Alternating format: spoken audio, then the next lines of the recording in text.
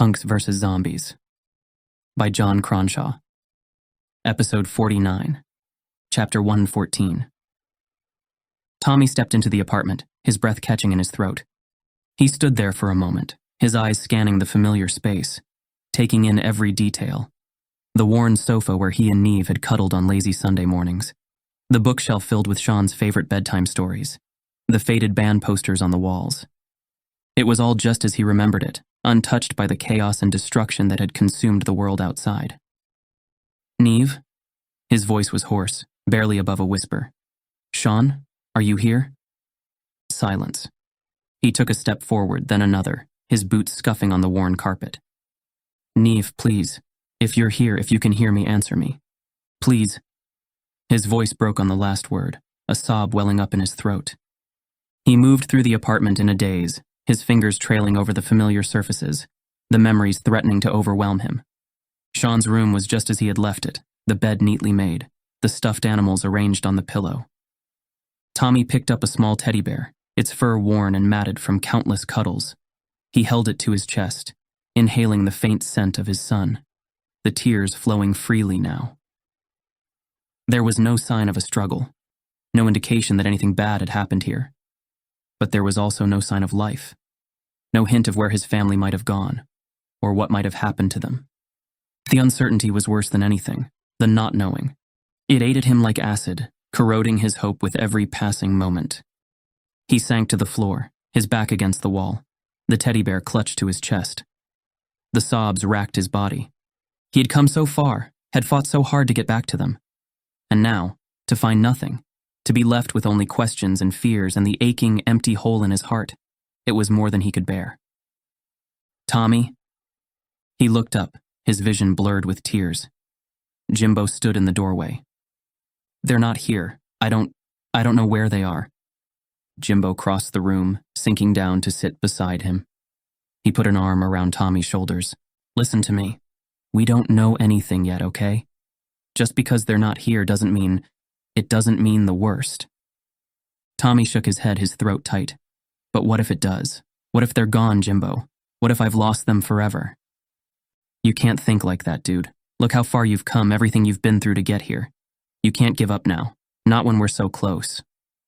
Tommy looked at him, his eyes searching Jimbo's face for some kind of answer, some kind of hope. I don't know what to do. Where to go. This was it. This was supposed to be it. Jimbo squeezed his shoulder. So we keep looking. We knock on doors, we call on friends. We do whatever it takes to track them down. Tommy hesitated. I can't leave. What if they come back and I'm not here? What if I miss them? So we leave a note, tell them where you've gone, that you're gonna be back. And we come back every day if we have to, until they turn up. Tommy took a shuddering breath, his mind racing. Jimbo was right. He couldn't give up, not now. Not after everything he had been through, everything he had sacrificed to get here. Slowly, painfully, he got to his feet. He set the teddy bear on Sean's bed, his fingers lingering on the soft fur for a moment. He moved to the kitchen, rummaging through the drawers until he found a pad of paper and a pen. He scribbled a hasty note, his hand shaking slightly as he poured his heart onto the page. Niamh, Sean, I'm alive. I'm here. I've been fighting my way across the country to get back to you. If you see this, please wait for me. I'll come back every day until I see you again. I love you both more than anything. Tommy. He left the note on the kitchen table, propped up against the salt and pepper shakers. It looked small and insignificant against the expanse of the wooden surface, but it was the best he could do. He took one last look around the apartment, committing every detail to memory. The scuffed flooring, the faded curtains, the framed photos on the walls. This had been his home, his sanctuary. And even if Niamh and Sean weren't here now, even if he didn't know where they were or what had happened to them, he had to believe that they would find their way back, that they would be a family again. Tommy stepped into his and Niamh's bedroom and rummaged through the closet, his fingers brushing against the familiar fabrics of his old clothes. He pulled out a few t-shirts and pairs of jeans. He turned to the others, who were gathered in the living room, sorting through their supplies. Anyone want a change of clothes? I've got plenty here. Zero and Roxy looked up, their faces brightening. Hell yes, Roxy said, pushing herself to her feet. I feel like I've been wearing these rags for a decade. Jimbo chuckled, shaking his head. Nah, dude. Thanks, but I don't think your skinny jeans would fit over my muscular thighs. Tommy cracked a smile. He tossed a bundle of clothes to Zero, watching as he sorted through the offerings. He held up a black t-shirt, the logo of Zero's band, Anarchy's Child, emblazoned across the front. Hey, Zero, how about this? Zero took the shirt, his eyebrows raising. You're actually a fan? Tommy shrugged. What can I say? I saw you a couple of years back here in Philly. Zero barked out a laugh, shaking his head. Man, the idea of you moshing to our tunes, that's just too good. As Zero stripped off his blood-stained shirt, Tommy noticed a wicked-looking scratch running down the length of his forearm. The skin around it was red and inflamed, the edges of the wound ragged and torn. Whoa, what happened there? Zero glanced down at his arm, his brow furrowing. Must have caught it on something when I fell during that last fight. It's no big deal. Jimbo appeared at Zero's side, a first aid kit in his hands. Let me take a look at that, dude. We can't afford to let anything get infected. Zero sighed but held out his arm, allowing Jimbo to clean the wound with antiseptic wipes. I don't like the look of this, Z. It's deep and the edges, they're not clean. Almost like... Like what? Tommy asked. Jimbo met his gaze. Like a zombie scratch. Zero yanked his arm away, his face twisting. No way, man. No freaking way. I would know if one of those things got me. I'm fine. Tommy held up his hands. Okay, let's not jump to conclusions. We'll keep an eye on it. Make sure it doesn't get any worse. Zero grumbled but allowed Jimbo to bandage the wound. Tommy turned away, his mind racing. He grabbed a bundle of Niamh's clothes, the soft fabrics feeling strange in his hands. He approached Roxy, holding them out to her. Here, these should fit you. Roxy took the clothes, her eyes softening as she ran her fingers over the material. Thanks. Appreciate it. Tommy nodded, swallowing past the sudden lump in his throat. It felt wrong, somehow, to be giving away Niamh's things. Like he was betraying her, erasing her presence from their home. But it was necessary. Roxy needed the clothes more than the empty closet did. He turned to Layla, who was sitting on the couch checking her handgun. Lay? You want anything? Layla shook her head, her gaze distant. No point. It's fine, Tommy said. My place isn't too far from here. Tommy nodded. He had been so focused on his own family, his own desperate search, that he had almost forgotten that Layla had people waiting for her too. Parents she loved, parents she was fighting to get back to. As the others finished changing and gathering their supplies, Tommy took a deep breath, steeling himself for what came next. Chapter 115. Tommy led the way through the empty corridors of his apartment block. Behind him, the others followed. They had started at the top floor, working their way down, knocking on each door, calling out to anyone who might be inside. But every apartment was locked, every knock met with silence. Tommy tried not to think about what might have happened to the residents, tried to focus on the task at hand. But with each empty apartment, each unanswered call, he could feel the hope draining out of him, replaced by a cold, creeping dread. They reached the ground floor, the last of the doors yielding nothing. Tommy stood in the lobby, his bat hanging at his side, staring at nothing. They're not here. None of them. It's like the whole block just disappeared.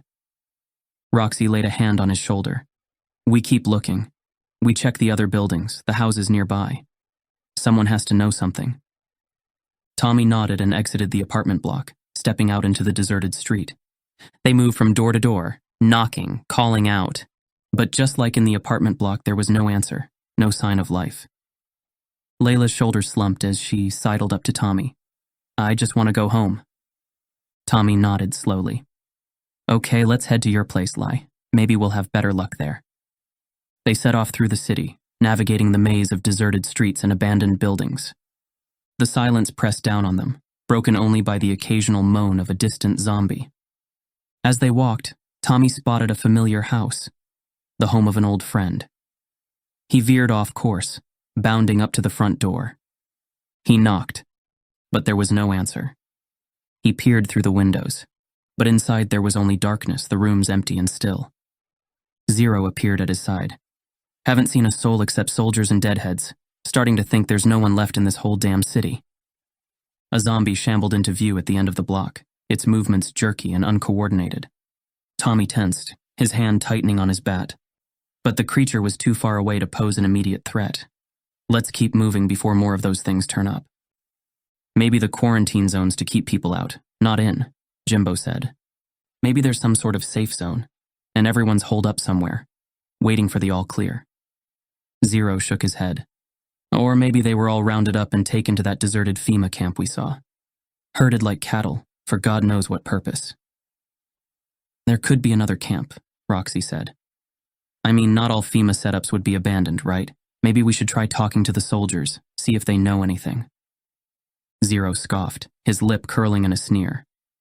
Right, because we totally didn't just sneak into this city illegally. I'm sure the soldiers will be thrilled to welcome us with open arms. We don't really know anything, do we? Tommy said. We've been out on the road, cut off from everything. Maybe Roxy and Jimbo are right. Maybe we're just looking in the wrong places. Can we keep going? Layla asked. I just want to go home. Tommy nodded. We'll get to your place, and we'll figure out our next move. The group moved through the deserted streets, deep into the morning. Tommy led the way, his bat held loosely at his side, his eyes scanning the alleys and windows for any sign of movement. As they skirted the edge of a small park, a rasping moan drifted on the breeze. Tommy froze, the hair on the back of his neck standing up. He held up a clenched fist, signaling the others to stop. Shambling between the gnarled trunks and overgrown bushes, a small group of zombies lurched into view. Tommy's grip tightened on his bat, his breath coming hard and fast. With a jerk of his head, he motioned for them to fan out, to surround the undead before they could be surrounded themselves. They moved quickly, Zero and Roxy breaking left while Jimbo and Tommy went right. Layla hung back, her tire iron held loosely at her side. The zombies turned towards Tommy and the others, their jaws slack and snapping. With a roar, Tommy charged forward, his bat whistling through the air. It connected with the lead zombie's skull.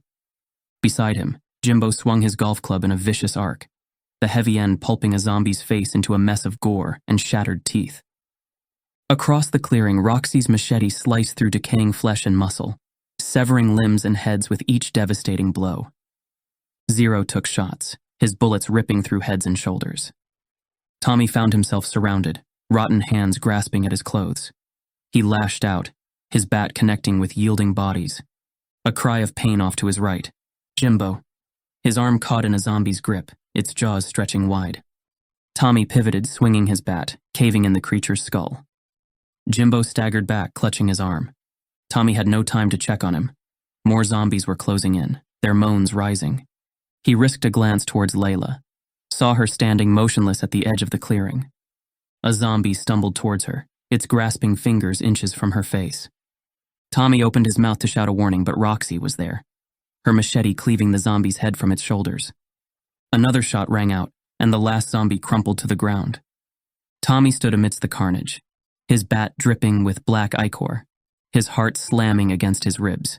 He looked around at the others, checking for injuries, for bites. Jimbo was pale and shaken, but unharmed. Roxy and Zero were splashed with blood and brains, but their eyes were clear, their movements steady. And Layla still stood apart, her face blank, her eyes distant. Tommy stormed over to her, his jaw clenched. What the hell, Lay? Why didn't you help? You could have been killed, standing there like that. She looked up at him. I just want to go home. I'm so tired, Tommy.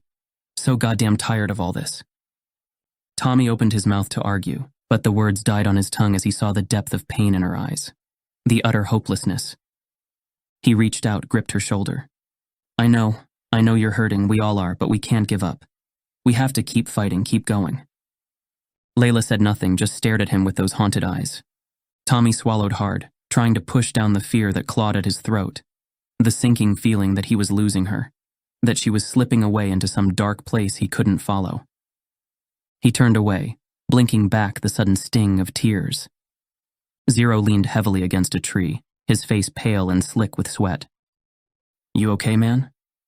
Zero pushed himself to stand and nodded. I'm good. Tommy nodded. They set off again, picking their way through the city. Finally, they turned onto Layla's street, the neat rows of houses standing empty. Tommy felt a pang of unease as they made their way up the driveway, the gravel crunching beneath their feet. Layla paused at the front door, her hand resting on the knob. She turned to face the others. "I need to do this alone. Please." "Okay," Tommy said. "We'll be right out here if you need us." Layla nodded. "Thanks, Tommy."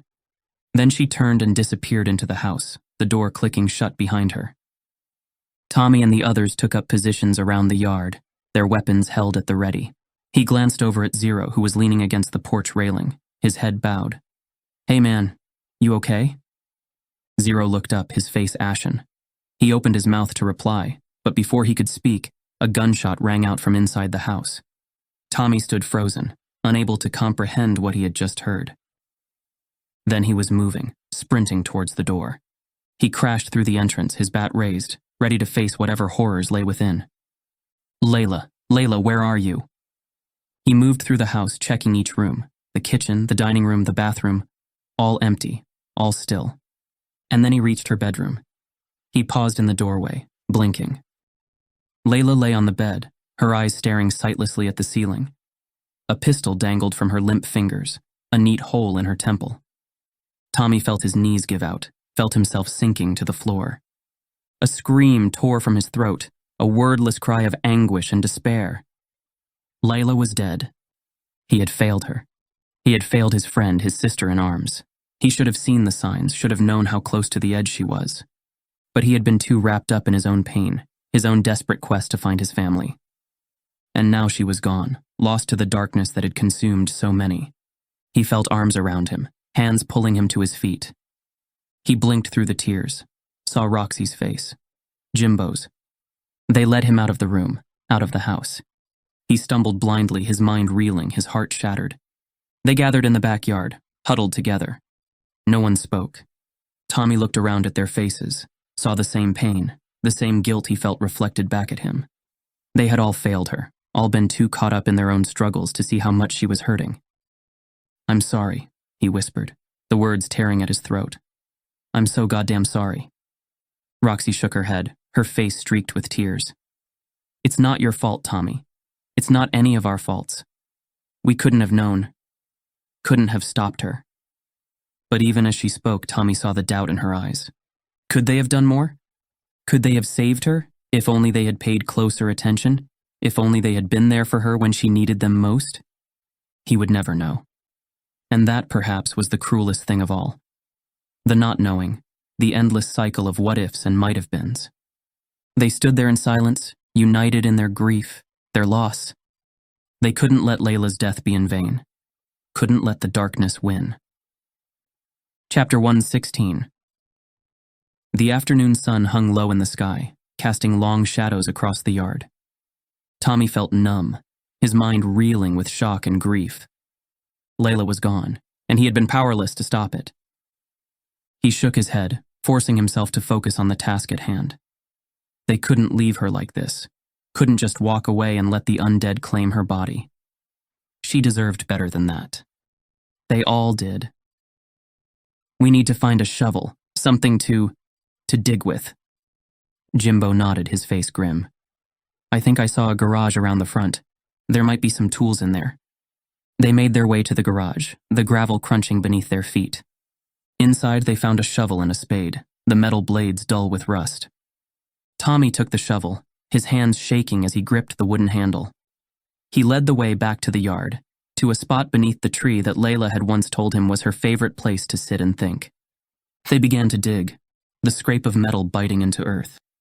Tommy worked mechanically, his body operating on autopilot as if he watched himself at a distance. Beside him, Roxy and Jimbo took turns, their faces streaked with sweat and tears. Zero stood watch, his rifle held at the ready, his eyes scanning the street.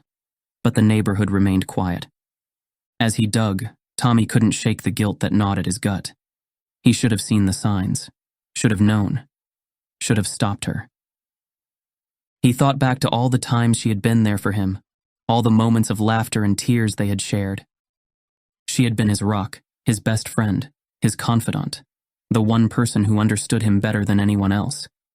And now she was gone, and he would never have the chance to tell her how much she meant to him. The hole grew deeper, the pile of dirt beside it rising. Finally, it was done. A neat rectangle cut into the earth. They returned to the house, to the bedroom where Layla lay. Tommy couldn't bring himself to look at her, couldn't bear to see the ruin of her once vibrant face. He helped the others wrap her in a blanket, his hands trembling as he tucked the fabric around her still form. They carried her out into the yard, laying her gently in the grave. Tommy knelt beside her, his vision blurring with tears. This was too much, too damn much. I'm so sorry, Lai. I should have been there for you. I could have stopped this. Jimbo laid a hand on his shoulder, his grip firm. It's not on you, dude. She was fighting a battle none of us could see. PTSD, it screws you up in ways you can't imagine. Roxy nodded. We're all fighting our own demons, Tommy. Sometimes it's just too much. They had all been through hell, had all seen and done things that would haunt them for the rest of their lives. Tommy cleared his throat, forcing himself to stand, forcing himself to speak. She was the strongest person I knew. She brought so much light into our lives. She was my friend, my sister, and I'll never forget her. Roxy stepped forward and began to sing the words to the Leaving Song by AFI. As she sang, Jimbo bowed his head, his shoulders shaking with silent sobs. Zero stood rigid, his face a mask, his eyes fixed on some distant point. When the song was finished, they stood in silence for a long time, each saying their own private goodbyes to the friend they had lost. Finally, Tommy picked up the shovel, his hands shaking as he began to fill in the grave. The others joined him, working together to put Layla to rest. When it was done, they returned to the house. Tommy couldn't shake the feeling of emptiness, the sense that something vital had been ripped away from him. As they gathered their belongings, preparing to leave, Jimbo called out from the kitchen. Guys, come look at this. They crowded around him, peering at a notice pinned to the fridge with a magnet, the text bold and urgent. Attention all residents, Jimbo read aloud. Due to the ongoing crisis, the city of Philadelphia has established a designated protected zone for all survivors. Please make your way to Fairmount Park for safety and shelter. He looked up. Dudes, do you know what this means? There might be other safe places out there. Places where people are still alive, still fighting. He met Tommy's gaze. Maybe that's where your family went. Then that's where we're going. Zero frowned. Or it could be a trap. Another one of the globalist schemes to round us up like cattle. Tommy shook his head, his jaw clenching. I don't care. If there's even a chance that Niamh and Sean are there, I have to take it. I have to. To be continued. Thanks for listening. Please subscribe so you don't miss out on future episodes. To find out more about John Cronshaw and his work, visit johncronshaw.com. Punks vs. Zombies is copyright John Cronshaw and Wyvern Books Limited. All rights reserved. This is a work of fiction. People, businesses, and